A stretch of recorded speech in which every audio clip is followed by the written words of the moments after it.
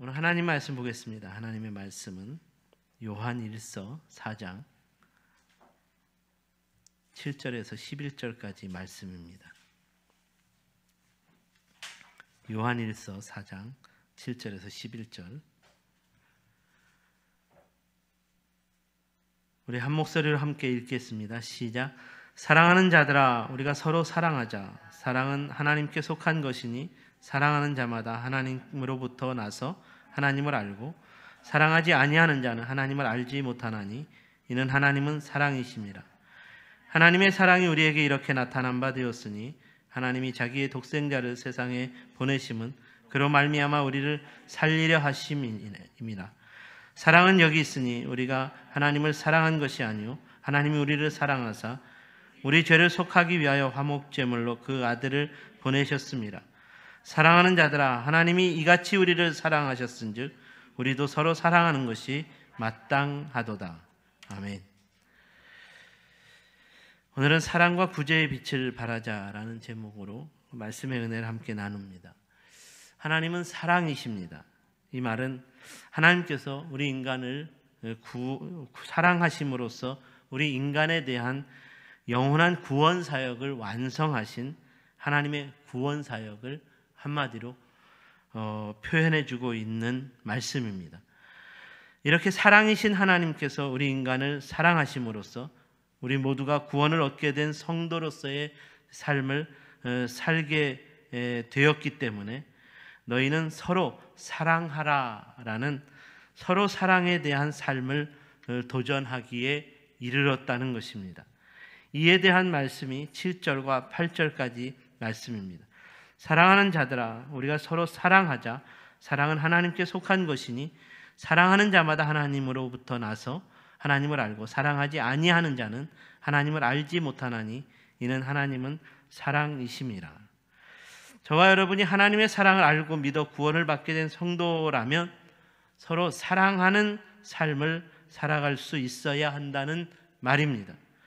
그렇다면 서로 사랑하는 삶은 구체적으로 어떤 삶을 말하는 것일까요? 여기서 서로 사랑하는 삶을 사는 것은 수직적인 관계에서는 하나님을 사랑하는 삶을 말하는 것이고 수평적인 관계에서 이웃을 사랑하는 삶에 대해 이렇게 말씀하고 있는 것입니다. 그러므로 주님께서 이 서로 사랑하는 삶에 대해서 주님이 이 말씀을 통해 새로운 계명을 통해 도전하시기도 하셨습니다. 주 너의 하나님을 사랑하라. 이와 같이 내 이웃을 내 몸과 같이 사랑하라. 예수님께서는 하나님을 사랑하는 것과 이웃을 사랑하는 것을 동일한 것이라고 말씀하셨습니다. 하나님의 사랑을 알고 믿게 된 성도의 삶이라면 하나님을 사랑하는 삶과 동일하게 이웃을 사랑하는 삶으로써 서로 사랑하는 삶의 완성을 이루어야 한다는 교훈을 주고 있는 것입니다. 바로 이러한 서로 사랑의 삶에 대한 영적인 원리 때문에 2021년 세상의 빛을 발하는 삶을 위해 하나님 사랑 안에서 저와 여러분이 하나님의 사랑과 이웃 사랑에 대한 구제의 빛을 발하는 삶이어야 한다는 비전을 저와 여러분의 기도 제목으로 함께 붙잡을 수 있게 되었다는 말입니다. 그렇습니다. 주님 안에서 서로 사랑하는 성도의 삶이라면 아직도 하나님의 사랑을 알지 못하는 세상을 향해 하나님 사랑의 빛을 발할 수 있어야 합니다. 주님 안에서 서로 사랑하는 성도의 삶이라면 모든 이웃에 대하여 구제의 빛을 발할 수 있어야 합니다. 저와 여러분의 세종샘 교회가 주님 오실 때까지 세상의 빛을 발하는 교회로서 세워지려면 주님의 사랑 안에서 사랑의 빛과 구제의 빛을 끝까지 발하는 것으로서 서로 사랑의 교제가 힘있게 이루어져야 한다는 것을 잊지 말아야 하겠습니다. 오늘은 이런 차원에서 서로 사랑하는 삶의 완성을 위해 너희는 사랑의 빛을 발하라, 구제의 빛을 발하라 라는 이 두 가지 주제의 삶의 의미를 좀 더 구체적으로 생각해 보고자 합니다. 첫 번째로 하나님의 사랑의 빛은 모든 죄인들을 용서해 주시는 구원의 빛을 발하는 것입니다. 이에 대한 교훈을 얻기 위해 본문 9절과 10절 말씀을 묵상하면 좋겠습니다. 하나님의 사랑이 우리에게 이렇게 나타난 바 되었으니 하나님이 자기의 독생자를 세상에 보내심은 그로 말미암아 우리를 살리려 하심이라. 사랑은 여기 있으니 우리가 하나님을 사랑한 것이 아니요 하나님이 우리를 사랑하사 우리 죄를 속하기 위하여 화목제물로 그 아들을 보내셨습니다. 이 말씀은 하나님의 사랑에 대하여 가장 핵심적인 중요한 복음의 내용을 설명하고 있습니다. 하나님의 사랑은 하나님을 알지 못하는 세상을 향하여 구원의 빛을 발한 것이다. 그렇습니다. 그렇다면 어떻게 하나님의 사랑이 구원의 빛이 되었을까? 하나님의 사랑이 구원의 빛을 발하는 것이 되었을까? 하나님을 알지 못하는 세상이 죄를 범하는 죄인들의 세상이 되었기 때문에, 하나님을 알지 못하는 세상이 죄로 말미암아 하나님의 영광을 가리워버리는 세상이 되었기 때문에 하나님께서 모든 죄인들의 죄를 대속하여 주시기 위하여, 죄로 말미암아 가리워진 하나님의 영광을 거두어내기 위해 하나님의 아들, 자기 아들 독생자를 희생제물로 삼아주심으로 모든 인간의 죄를 용서해 주시는, 모든 어두움의 역사를 물리칠 수 있는 구원의 빛을 발해 주셨다는 것입니다. 저와 여러분이 구원받은 그리스도인이 될 수 있었던 것은 우리가 잘나고 똑똑해서가 아니라 바로 이렇게 하나님의 사랑이 아들 예수 그리스도를 통한 구원의 빛으로 우리에게 비추어졌기 때문입니다.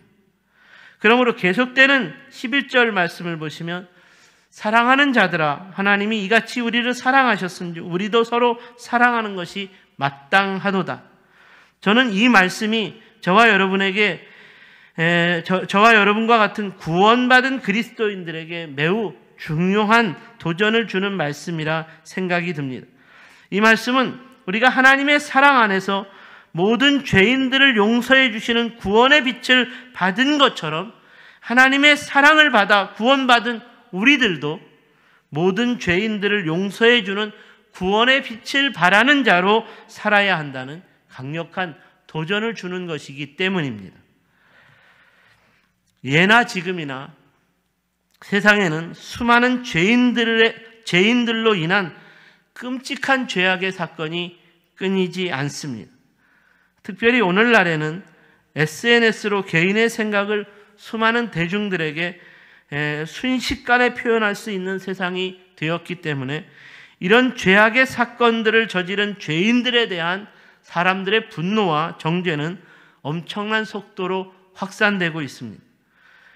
대중의 여론을 중요시하는 정치인들은 이렇게 끔찍한 죄에 대한 분노와 정죄의 확산으로 인하여 이 죄악에 대한 엄격한 법을 입법화하는 것에 혈안이 되어 더욱 강력한 처벌법을 그러므로 만들어내고 있습니다. 이는 마치 구약의 대제사장들이 계속되는 이스라엘의 죄악으로 인하여 더 많은 율법을 만들어낸 것과 같은 현상이라고도 말할 수 있을 것입니다. 사랑하는 여러분, 죄악에 대한 법이 새롭게 만들어지고 더욱 강력한 처벌법이 만들어진다고 해서 과연 우리가 사는 세상에서 죄악을 멈추게 할 수 있었을까요? 아니었습니다. 과거 구약 시대에서 죄에 대한 율법은 모세의 십계명으로 시작해서 모세와 함께하는 이스라엘 공동체 가운데 613개의 율법으로 늘어났습니다. 그렇다면 이렇게 더 많은 율법을 가지게 된 이스라엘이 하나님 앞에서 죄가 없는 거룩한 공동체로 세워질 수 있었을까요? 아니었다는 것입니다. 오히려 하나님 앞에서 죄악이 더욱 극심한 패역한 공동체가 되어버렸다는 것을 성경이 증언하고 있습니다. 그러므로 주님은 이렇게 죄에 대한 율법만을 중요시 여기며 율법의 율법을 만들어내는 세상과 지도자들을 향하여 너희는 율법의 노예가 되어버렸다고 책망하셨습니다. 오히려 더 많은 율법이, 만들어낸 율법이 더 많은 죄를 짓게 하고 더 많은 죄를 만들어내었다는 것입니다. 우리가 사는 세상이 죄에 대한 법을 새롭게 만들어내고 죄에 대한 법을 더욱 강력한 법을 죄에 대하여 더욱 강력한 법을 만들어낸다고 해도 죄에 대한 사람들의 분노와 정죄는 결단코 멈춰지지 않을 것이라는 말입니다. 그러므로 사도 바울은 로마서에서 법 아래 있는 삶이 우리로 하여금 죄를 끊어낼 수 없다라고 말하기도 했습니다. 그렇다면 우리로 하여금 죄를 끊어낼 수 있는 삶은 어떤 삶이어야 할까요? 바울은 이렇게 말합니다. 죄가 너희를 주장하지 못하리니 이는 너희가 법 아래 있지 아니하고 은혜 아래에 있음이라. 무슨 말인가요? 즉 모든 인간의 죄를 용서해 주시기 위해 자기의 독생자를 아낌없이 내어주시기까지 사랑을 베푸신 하나님의 은혜 아래에 있는 삶이어야 죄를 끊어낼 수 있다는 말입니다. 모든 인간의 죄에 속한 삶은 우리의 원수와 대적의 죄악까지도 다 포함하고 있습니다. 모든 인간의 죄에 속한 삶은 우리 개인에게 정신적인 피해와 경제적인 손해를 입힌 사기꾼과 같은 죄인들까지도 다 포함하고 있습니다. 모든 인간의 죄에 속한 삶은 손양원 목사님의 하나뿐인 아들을 죽인 공산당원, 원수 같은 공산당원의 죄도 포함하는 것입니다. 어떻습니까? 오늘 여러분은 이렇게 모든 인간의 죄에 속한 삶에 대한 용서에 여러분에게 피해를 주었고 고통을 주었던 여러분의 원수와 대적과 같은 그런 사람들이라도 다 포함시킬 수 있겠습니까? 어떤 분은 말합니다. 나는 내가 당한 고통은 참을 수 있겠다. 그러나 내 자녀, 내 부모에게 주는 고통과 원한은 참을 수 없노라고 말합니다. 아닙니다. 여러분이 이렇게 말하는 것은, 누군가가 이렇게 말하는 것은 그냥 죄를 용서해 주기 싫은 핑계일 뿐입니다. 모든 인간의 죄에 속한 삶을 용서하는 것은 여러분의 자녀와 부모에게 고통을 준 원수까지라도 포함하는 것이어야 합니다.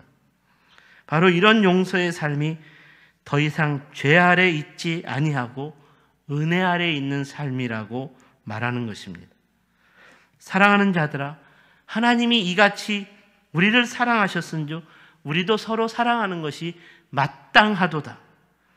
저는 이 말씀을 계속 묵상하면서 하나님이 우리를 이같이 사랑하셔서 우리 죄에 대하여 용서하셨은즉 우리도 서로 죄에 대하여 용서하는 것이 마땅하다는 주님의 말씀, 주님의 음성으로 듣게 되었습니다. 그렇습니다. 적어도 우리가 사는 세상에서 교회 공동체에 속한 성도의 삶을 통해서 모든 인간들의 죄를 용서해 주는 구원의 빛이 비추어질 수 있다면 세상이 이런 교회 공동체를 세상의 빛을 발하는 거룩한 공동체로 인정하지 않을 수 없게 될 것입니다. 그런데 그러지 못하고 있다는 것이 문제입니다. 오늘날 세상 사람들의 눈에 비춰지는 교회와 성도들의 모습은 이렇게 죄에 대한 용서를 해주는 것으로서 구원의 빛을 발하는 모습이 아니라는 말입니다. 그래서 이창동 감독의 밀양이라는 영화를 보시면 이 참된 교회 공동체에 속한 성도의 모습을 매우 심각하게 훼손하고 왜곡시켰습니다. 이 영화에서 유괴된 어린 아들이 유괴범에 의해 죽었고 유괴범은 잡히게 되었지만 죽은 아들로 인해 시리에 빠진 여주인공이 예수님을 믿게 되면서 예수님의 사랑을 깨닫고 그 사랑 안에서 원수라도 용서하라는 주님의 말씀에 의지하여 원수를 용서해 주겠다는 마음으로 유괴범을 찾아가게 됩니다. 하지만 유괴범도 감옥에서 자신이 예수님을 믿었고 자신의 죄에 대하여 다 용서를 받았다면서 여주인공을 당황하게 만들었습니다. 누가 네를 용서했느냐? 죄를 범한 피해자에게 한 번도 용서를 구하지 않고 피해자에게 용서받지도 못해놓고 예수님을 믿었다는 이유만으로 죄에 대한 용서를 받았다고 하는 유괴범이 믿는 예수님이 정말 예수님이라면 여주인공은 나는 그런 예수님을 믿지 않겠노라고 분노하고 저주하며 돌아섰습니다.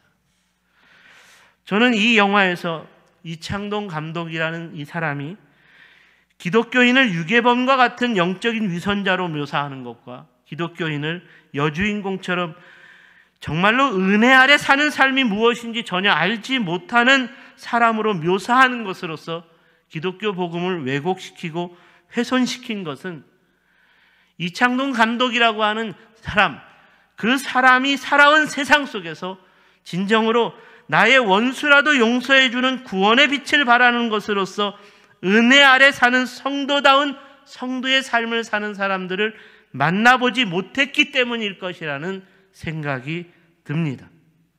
그러므로 우리는 이런 차원에서 성도인 우리의 삶을 반성할 수 있어야 합니다. 제가 지난 20년 동안 교회 공동체에 속한 목회자의 삶을 살아오면서 우리가 사는 세상에서 그나마 교회 공동체가 있어 소망이 있다고 믿게 되는 것은 적어도 제가 보기에는 모든 인간의 죄에 대한 용서를 베푸는 구원의 빛을 바라는 성도다운 성도의 삶을 통해서 원수까지라도 화해하고 원수까지라도 용서하고 원수를 용서하는 것으로 인한 거룩한 회복과 치유와 변화가 일어나는 것을 들었고 보았고 그런 만남을 경험했기 때문이었습니다. 그러므로 저는 분명하게 믿습니다. 여전히 우리가 사는 세상 속에서 하나님의 사랑의 빛은 모든 죄인들을 용서해 주는 구원의 빛을 바라는 것이어야 합니다. 그러므로 2021년 한 해 동안 하나님 안에서 마땅히 서로 사랑하기 위한 화해와 용서의 손을 먼저 내밀 수 있는 성도다운 성도의 삶으로 교회다운 교회의 모습으로 모든 분노와 저주의 죄악들을 다 끊어낼 수 있는 구원의 빛을 교회인 그리고 성도인 저와 여러분의 삶을 통해서 다시 한번 발할 수 있게 된다면 거룩한 성도의 거룩한 빛을 발할 수 있게 된다면 우리가 사는 이 땅에 다시 한번 거룩한 하나님의 나라가 임하게 될 줄로 믿습니다. 두 번째로 하나님의 사랑의 빛은 가난하고 연약한 이웃을 도와주는 구제의 빛을 바라는 것입니다. 이에 대한 교훈은 우리 주님의 공생의 사역을 통해서 찾을 수 있습니다. 주님께서는 공생의 사역을 다니시면서 항상 가난하고 연약한 자들에게 가장 먼저 찾아가셨습니다. 주님께서 가난하고 연약한 자들을 먼저 찾아가신 이유는 항상 그들을 도와주려는 구제의 마음 때문이었습니다. 이런 마음이 있었기 때문에 주님께서는 제자들에게 세 계명을 말씀하실 때도 첫째는 하나님을 마음과 뜻과 정성을 다하여 사랑하라는 당부였고, 둘째는 이와 같이 내 이웃을 내 몸과 같이 사랑하라는 구제하는 삶을 당부하는 것이었습니다. 가난하고 연약한 자들을 도와주는 구제의 마음은 창세 때부터 인간이 가져야 하는 마음이기도 했습니다. 하나님께서 창세기의 첫 번째 공동체인 가정을 만들 때 아담을 만드셨고 그의 아내 하와를 만들어 주실 때 돕는 자가 필요하다 싶어서 필요하다 생각하셔서 만드셨다고 했습니다. 이는 인간은 서로 도와주는 마음으로 하나가 되어야 한다는 말입니다. 하지만 안타깝게도 사단은 이렇게 서로 도와주어 하나가 되어야 하는 인간의 연합을 가장 싫어하는 존재입니다. 그러므로 서로 도와주어 하나가 되어야 하는 마음을 갈등하고 분열하는 마음으로 나누게 만들었습니다. 우리 인간의 역사에서 강한 자와 약한 자 간의 지역과 계층과 학벌 간의 갈등과 다툼이 일어나는 것은 서로 도와주려는 마음을 잃어버렸기 때문입니다. 사단이 우리 인간에게 이 도와주려는 마음을 빼앗아 버렸기 때문입니다. 그러므로 이 땅의 모든 강한 자보다 강한 전능자로 오신 예수님은 이 땅에서 서로 도움을 받아야 하는, 도와주어야 하는 가난한 자와 약한 자들을 불쌍히 여기셨고 그들을 도와주기 위해 날마다 찾아가시는 것으로서 우리에게 본을 보여주셨습니다. 예수님께서 항상 가난하고 약한 자들을 찾아가 그들을 도와주는 구제를 위해서 힘쓰신 것은 이렇게 해야만 서로 하나 되는 연합이 회복될 수 있기 때문이었습니다. 초대교회는 이런 예수님의 구제 정신을 따라서 가난하고 연약한 자들을 도와주는 구제가 끊이지 않았기 때문에 초대교회 공동체를 가리켜 사람들은 구제 공동체라고 부르기도 했습니다. 그렇다면 오늘날의 교회와 성도들의 삶도 이렇게 구제의 빛을 발하는 것으로서 구제하는 사역, 구제 공동체가 되어야 할 것입니다. 코로나19로 인한 경제적인 어려움으로 인해 우리 사회의 지역 간, 계층 간의 갈등과 대립이 더욱 심각해져 가고 있습니다.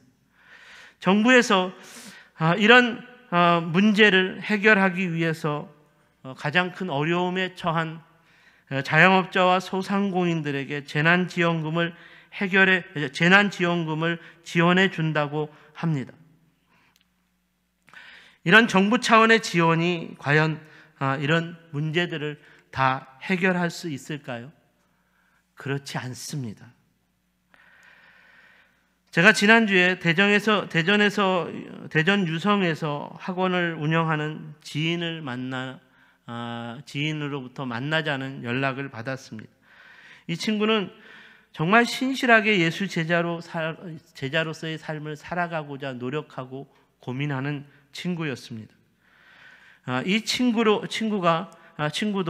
코로나19로 이 학원 운영을 제대로 하지 못하게 된 것으로 인해 국가가 지원하는 재난지원금을 받았다고 했습니다.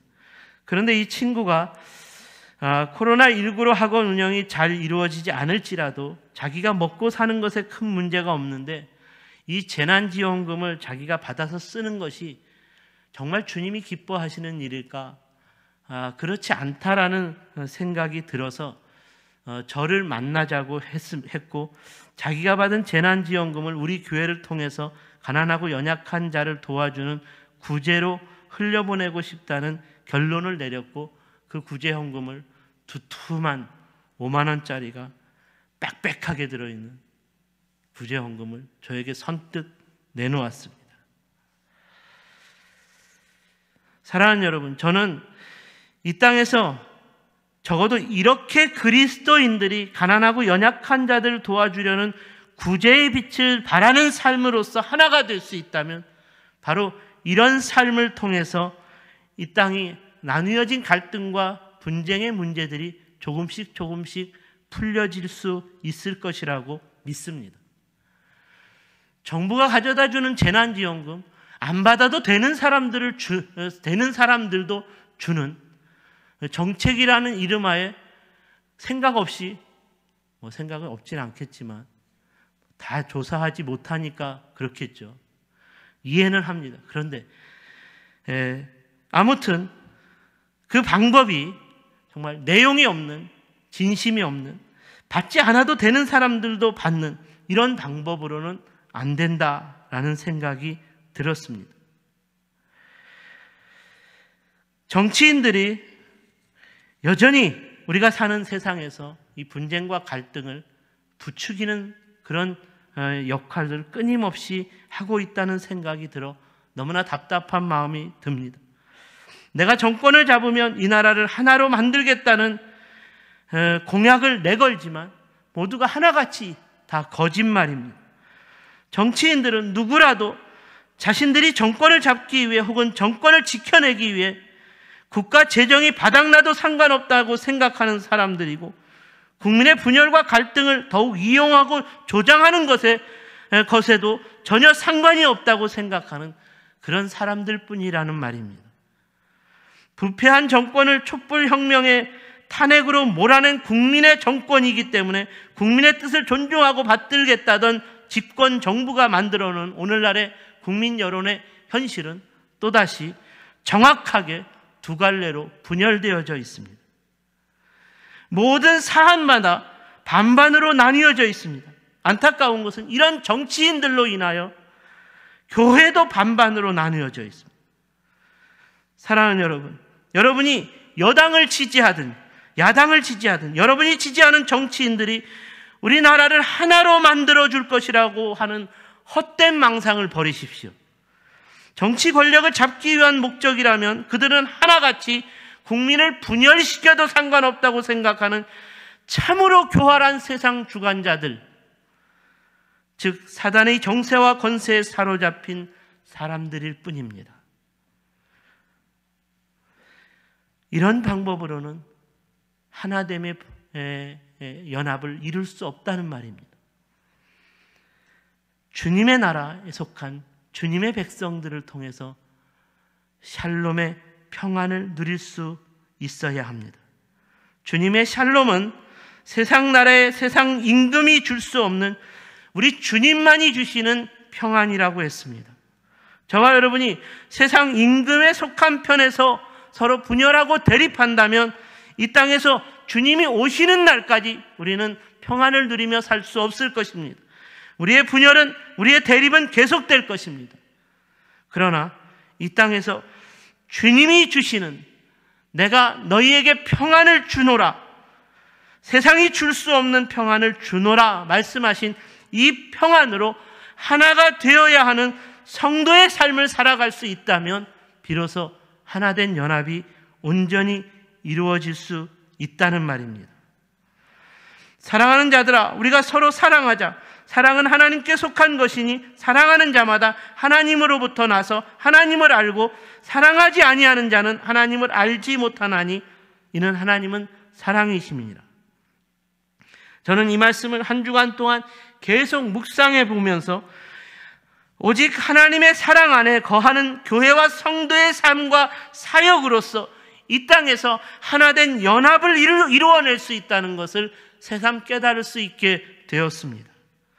이 땅에서 하나님의 사랑 안에 있는 교회가 서로 사랑을 위한 교회다움으로 가난하고 연약한 이웃들을 도와주려는 구제의 빛을 발하기 위해 온 힘을 쏟아낼 수 있다면 갈등과 분쟁의 문제들이 풀어지고 어둠과 절망에 사로잡혀 있던 그 삶이 삶에서 벗어나는 것으로서 서로 하나가 될 수 있을 것이라는 말입니다.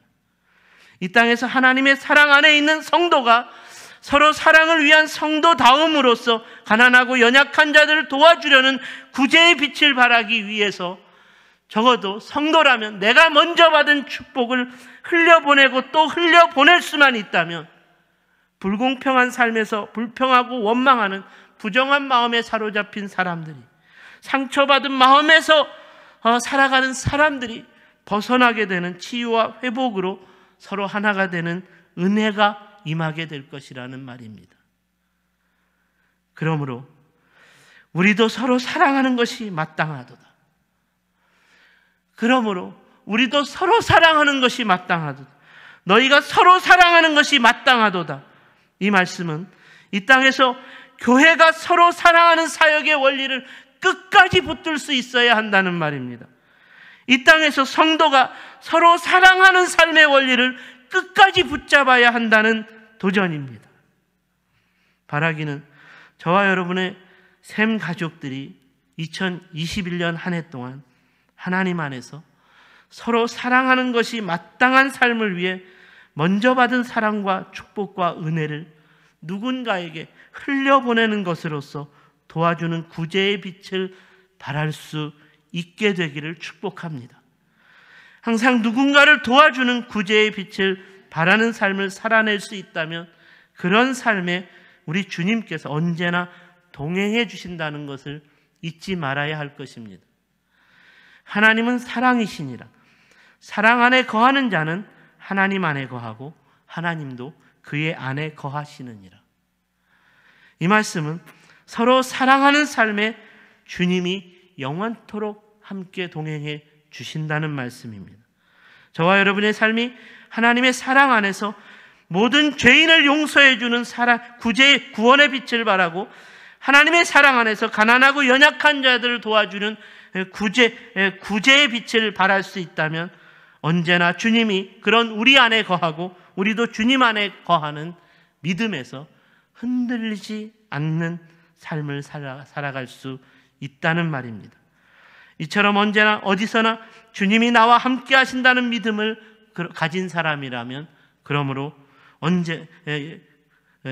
모든 죄인을 용서하는 구원의 빛을 바라는 삶을 살아가게 될 것이고, 언제나 어디서나 주님이 나와 함께 하신다는 믿음을 가지고 사는 사람이라면 가난하고 연약한 이웃들을 도와주는 구제의 빛을 바라는 삶을 끝까지 포기하지 않고 살아가게 된다는 것입니다.